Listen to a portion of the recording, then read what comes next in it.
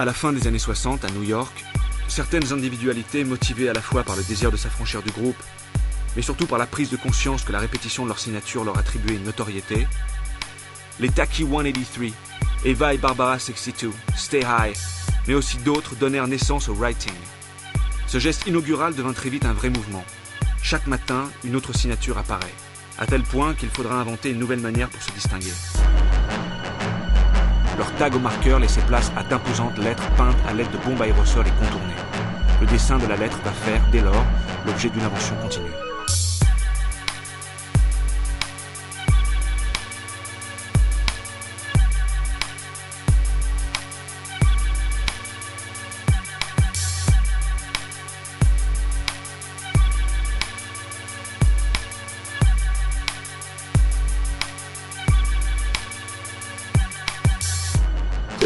It was a rebellion. It was anti-authoritarian.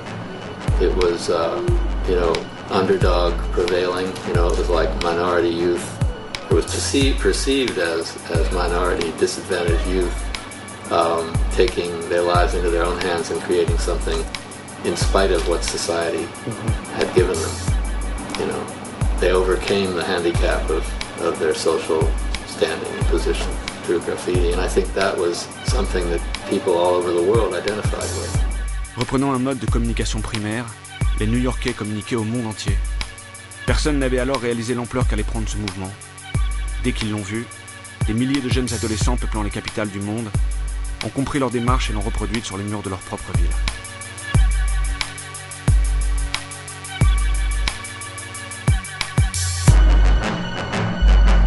Bon, parce que moi je savais pas qu'à Paris ça se faisait.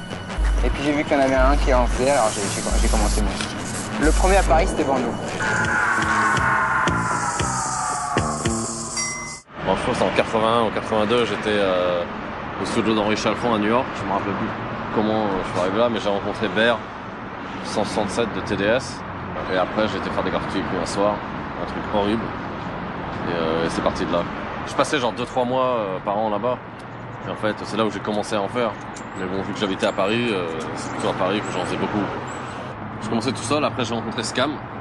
Et pendant plus ou moins un an, on était tous les deux et il y avait absolument personne à Paris.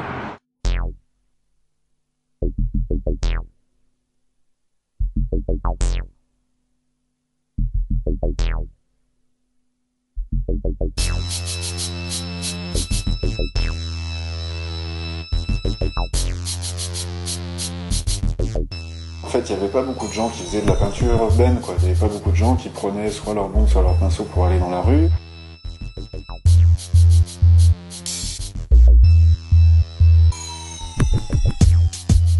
Comme il n'y avait pas beaucoup de gens qui faisaient du graphe, on se connaissait très facilement. On était une poignée, donc avec les PCP, Sao, Jeriski qui sont arrivés un petit peu après, et Bando, quoi. Plus Loki et Scipion, je sais pas si c'était dans un groupe ensemble, mais il y avait Loki, Scipion et Iris. On n'avait pas beaucoup d'informations, on en avait très peu. Tout ce qu'on voyait, c'était à la télévision. Funky Fresh dans le béton, mais ouais, c'est là que c'est cool. Avec Futura 2000, on faisait des graffitis. Futura. Et c'était, t'avais 3 secondes pour attraper une image et puis essayer d'en faire quelque chose. What I remember more about Paris at this time was not really the graffiti movement, because I think it took a few years for artists in Paris to begin to create their own movement. Donc à cette époque-là, nous on était rien du tout. On faisait des graphes, mais il n'y avait rien au niveau du style. But in the next year, in 83, 84, I began to see some tags and pieces in Paris, in the suburbs. En fait, avec Scam, depuis le début, on peignait sur les quais. Parce qu'il y avait plein de murs et personne ne peignait. Enfin bon, il n'y avait personne, mais il y avait 40 000 murs. On n'arrêtait pas de peindre sur les quais de la Seine. Et en plus, genre, on se faisait courser une fois sur deux, mais ces connards de keufs n'ont jamais eu l'idée de venir des deux côtés. Donc en fait, c'est cool comme plan. On n'arrêtait pas de peindre sur le quai de la Seine. Ben, ça se passait entre le pont de la Concorde et le pont Neuf, et principalement sous le pont du Carrousel. Il y avait la Force Alpha avec Blitz qui faisait l'intérieur du tunnel, et avec Dauban.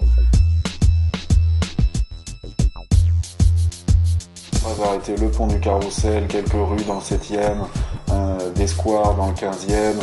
Il y a eu une opération, en fait, c'était la construction de Beaubourg, c'était la fin de la construction de Beaubourg. Et donc on a peint autour de Beaubourg à deux ou trois reprises. Et il y avait donc une visibilité maximale. Il faut se resituer à l'époque, c'était l'époque des punks, des skins, des bandes dans Paris. Et à ce moment-là, il y a eu les chasseurs de ski. Et là a émergé cette culture américaine du hip-hop.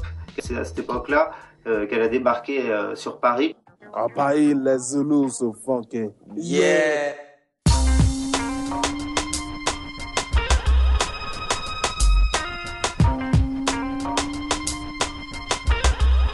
Ça fait à peu près 1 an que je fais des graffitis. Et c'est là que j'ai connu Philippe et il m'a donné des conseils pour peindre, il m'a appris des trucs essentiels pour commencer. Sinon je fais aussi partie de CTK. Crimson King. En fait, je rencontre Colt genre 1 ou 2 mois après avoir rencontré Scam. C'est à ce moment-là qu'on décide de faire CTK, je crois, avec Colt et Scam. Et après, on a rencontré Mode, machin, tout ça. Les styles commencent à s'affûter et les writers développent leur maîtrise de l'aérosol en taguant et en graffant dans tout Paris. Ils se regroupent par crew, celui de Bando, Scam